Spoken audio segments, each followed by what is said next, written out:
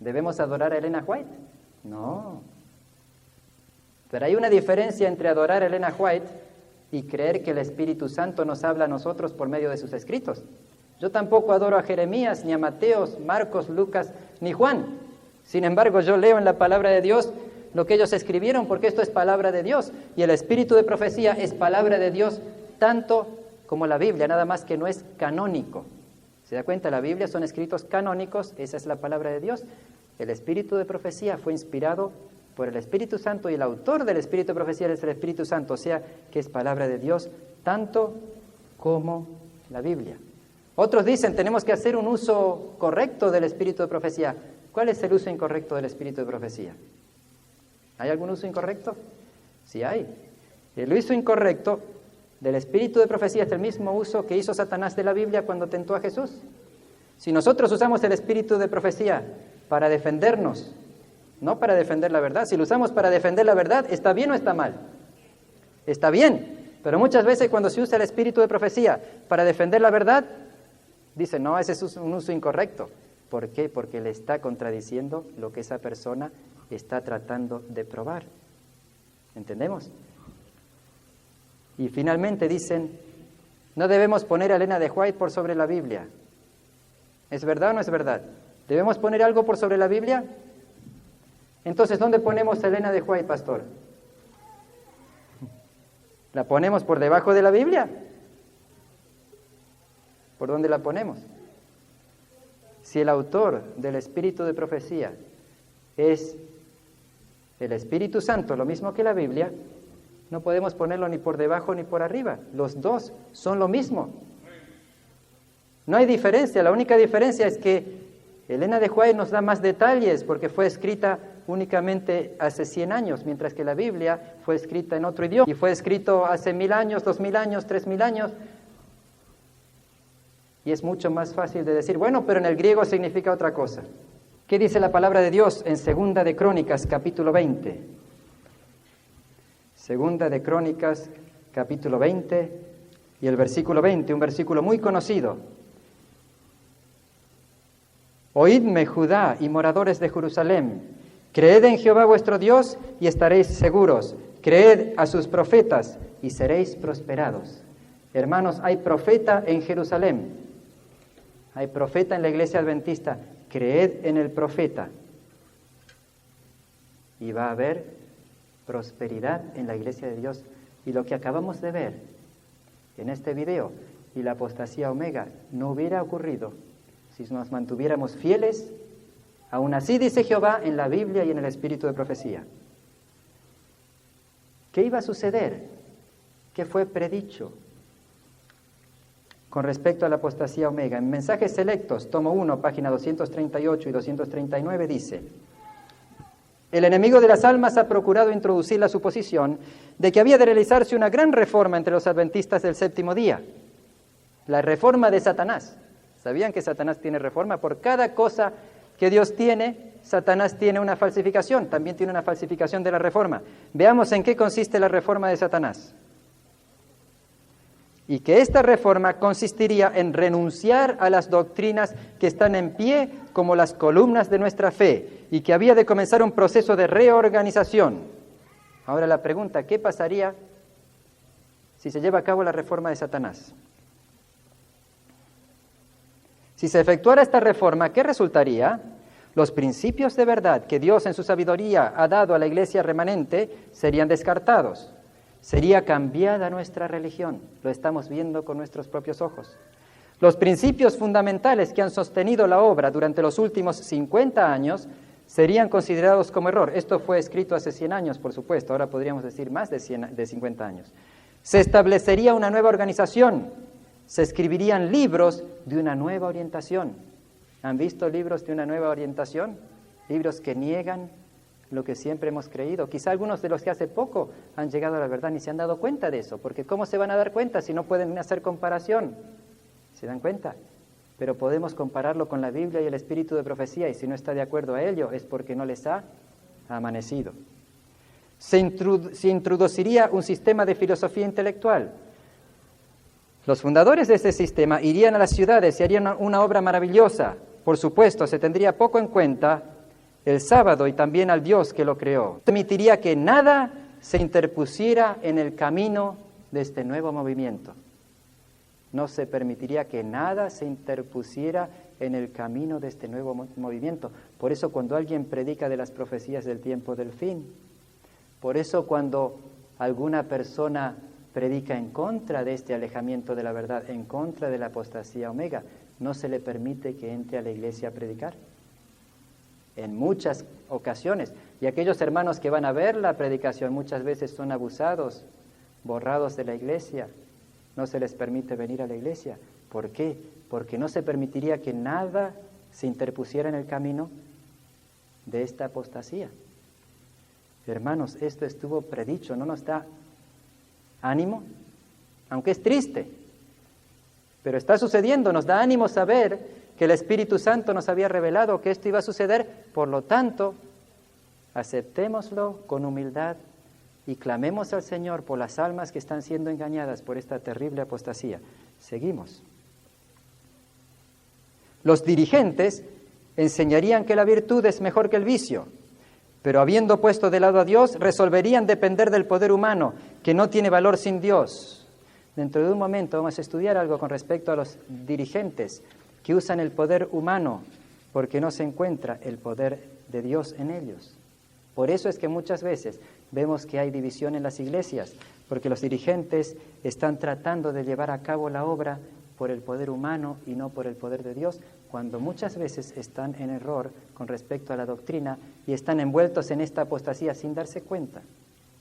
¿A cuántos de ustedes le gustaría estar en este momento en la posición de un dirigente que está apoyando la obra de Satanás?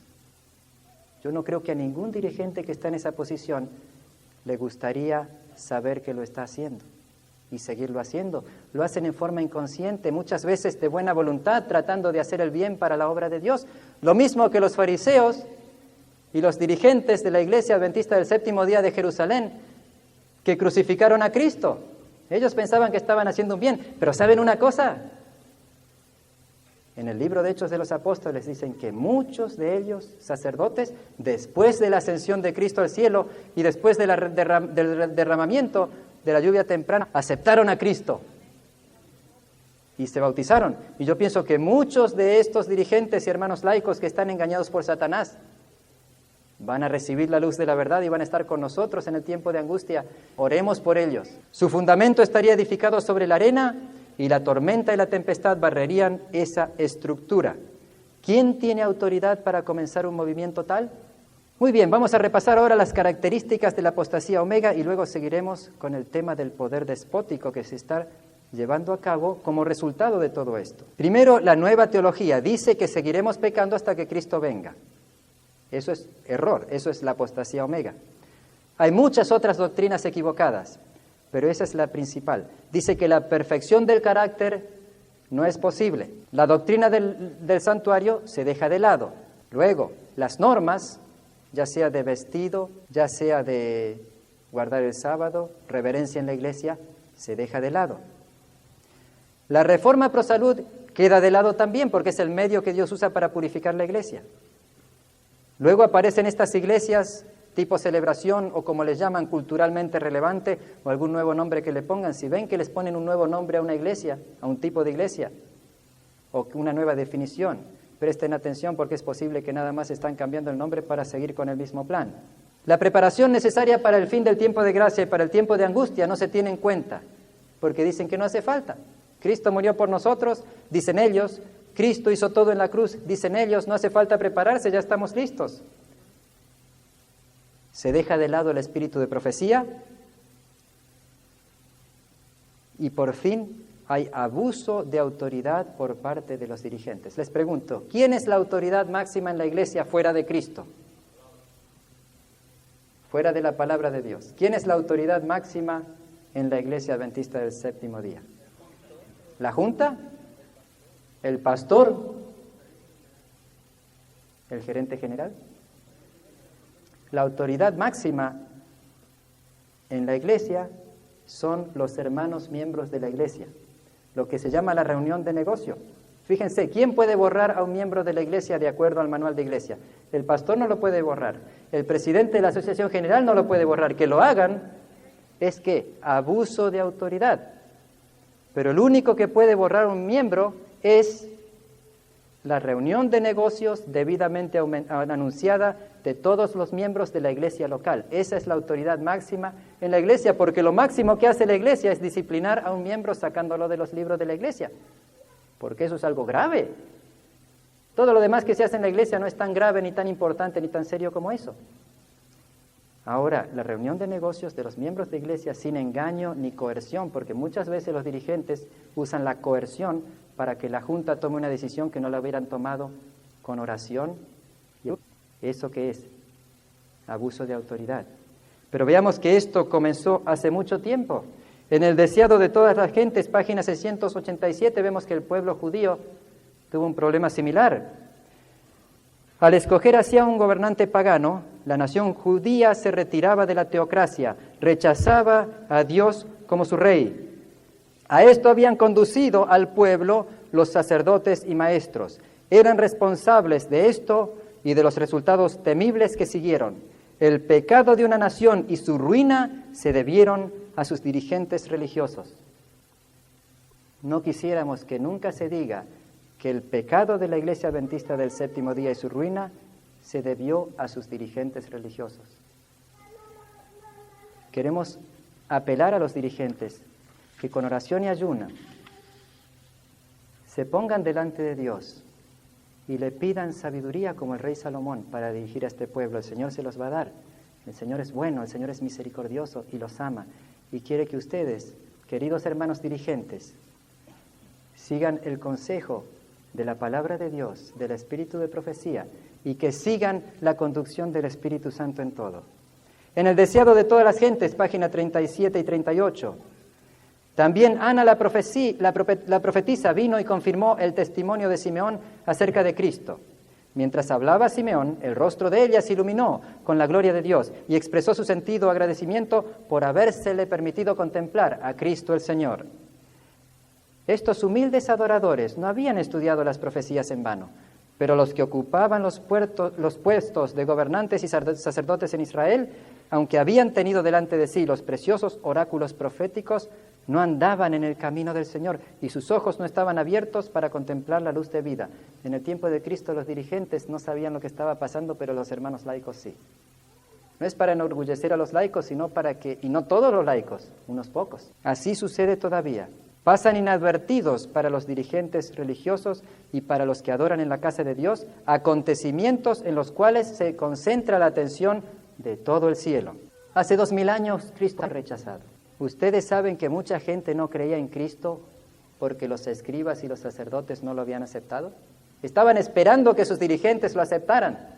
Hermano, ¿estás esperando que tu pastor, que tus dirigentes acepten la reforma pro salud para tú aceptarla? No es suficiente con el Espíritu Santo.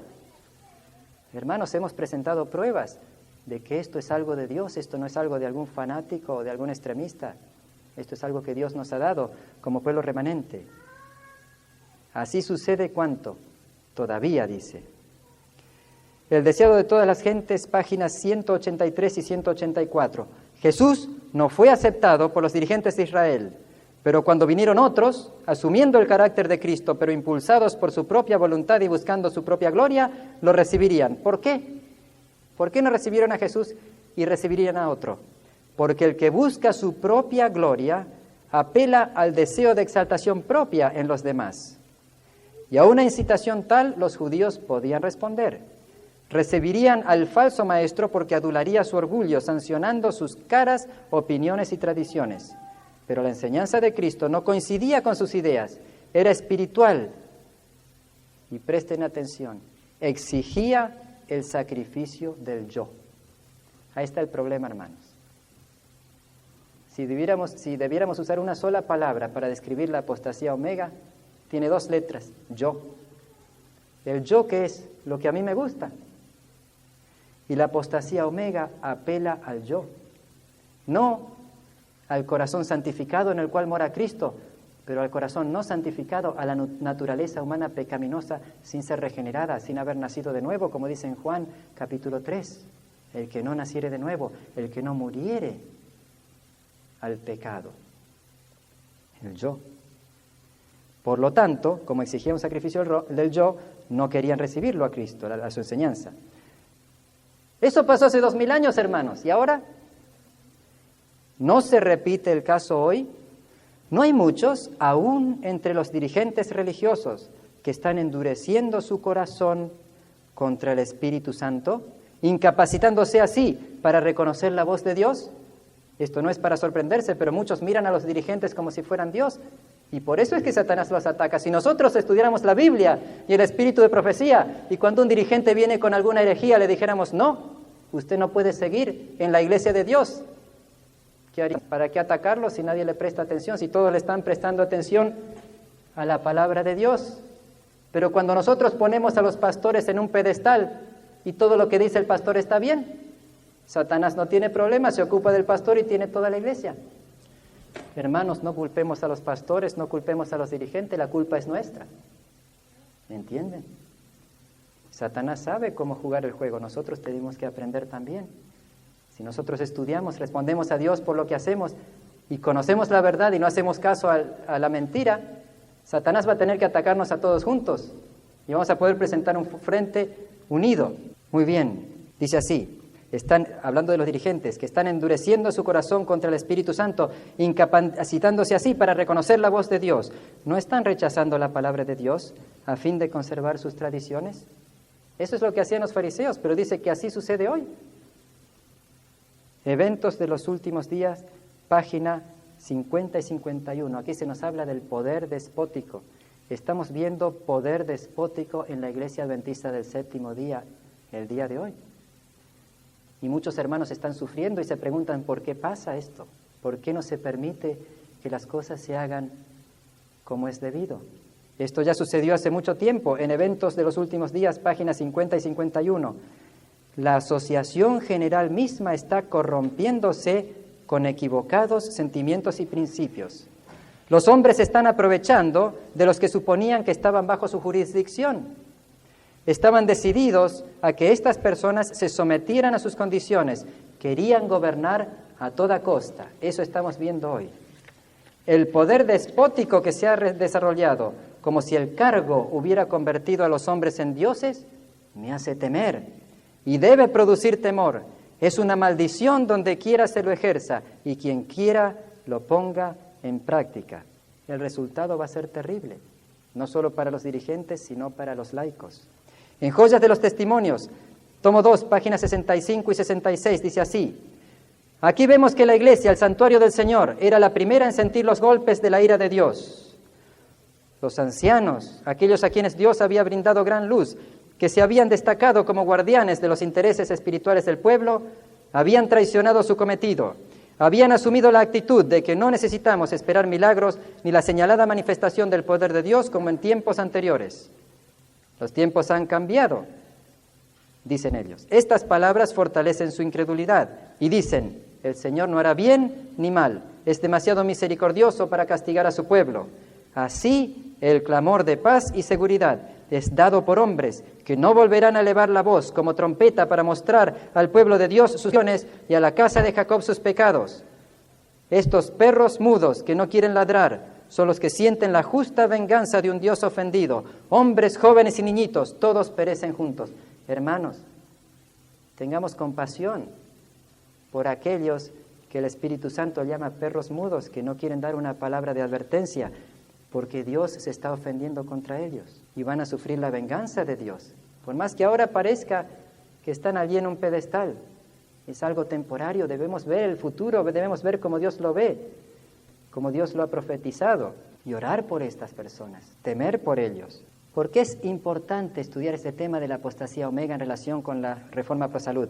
Porque tiene que ver la Reforma Pro Salud con el zarandeo, con la claridad del pensamiento para ver la verdad, con la preparación por la traslación y porque el honor de Dios se basa en la perfección del carácter de su pueblo. La misma imagen de Dios se ha de reproducir en la humanidad. El honor de Dios, el honor de Cristo están comprometidos en la perfección del carácter de su pueblo. Esto se encuentra en El deseado de todas las gentes, páginas 625. Y en Consejos sobre el régimen alimenticio, página 456 nos dice: un régimen a base de carne tiende a desarrollar la animalidad. El progreso de la animalidad disminuye la espiritualidad y hace que la mente resulte incapaz de comprender la verdad. Hermanos, ¿cuál debe ser nuestra actitud al descubrir estas verdades? Primero, en nuestras vidas, ponerla en práctica. Segundo, cuando vemos que están sucediendo cosas en las iglesias, orar por aquellos que están engañados, compartir con ellos estas verdades si vemos que están abiertos, con mucha oración. Si vemos que están engañados, orar por ellos para que el Espíritu Santo les hable. Claro, muchas veces cuando queremos ayudar a alguien, ellos enseguida se vuelven defensivos y piensan que los estamos atacando. No estamos atacando a nadie. ¿A quién vamos a atacar? Yo no puedo atacar. Yo estoy dependiendo de la misericordia divina día a día para mi vida. Si Cristo no hubiera muerto por mí, ni pan tendría para comer. ¿Saben ustedes que cada pan tiene escrito la muerte de Cristo en él? No tendríamos pan si Cristo no hubiera muerto, ni menos la salvación. ¿Cómo vamos a atacar? No ataquemos, ayudemos. El resultado va a ser que muchos se van a salvar por nuestro esfuerzo. Quizá al principio nos rechacen, pero si ven que actuamos como Cristo, que no nos enojamos, que aceptamos todo lo que se nos haga, al final se van a convertir. ¿Se acuerdan del apóstol Pablo que estaba persiguiendo a los cristianos? Pero él vio a Esteban, que moría un mártir del Señor, y eso le impresionó, y él luego se hizo cristiano. Y cuando vayan al cielo, Esteban lo va a ver a Pablo y va a decir: ¿qué haces tú aquí?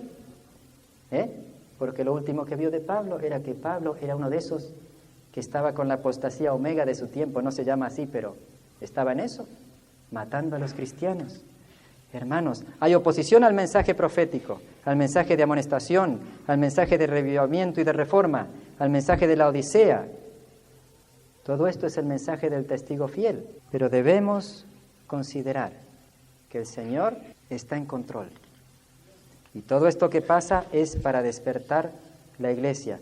Hermanos, no enfoquemos esto, no meditemos en esto en todo el tiempo. Es innecesario que conozcamos lo que está sucediendo en la apostasía omega, pero nuestra meditación debe ser ¿en qué?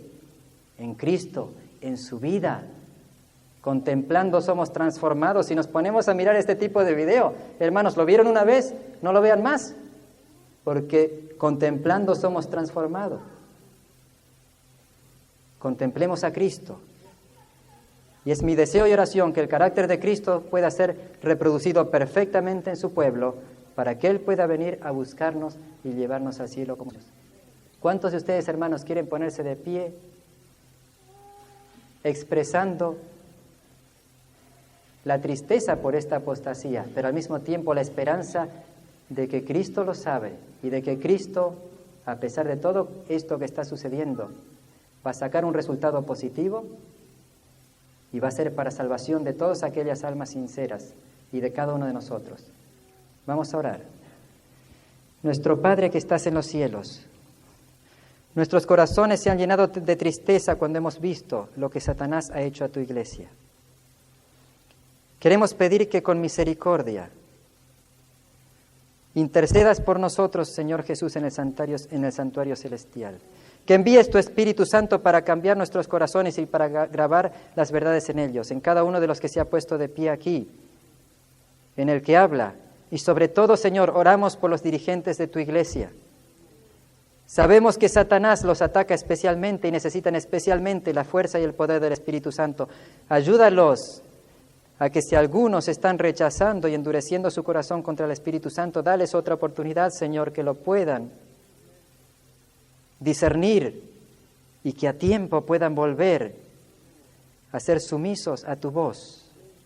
No a la voz del que habla, no a la voz de una persona ni de ningún ser humano, sino a la voz de Dios que nos habla por medio del Espíritu Santo, por medio de la Biblia y por medio de los escritos inspirados de Elena White.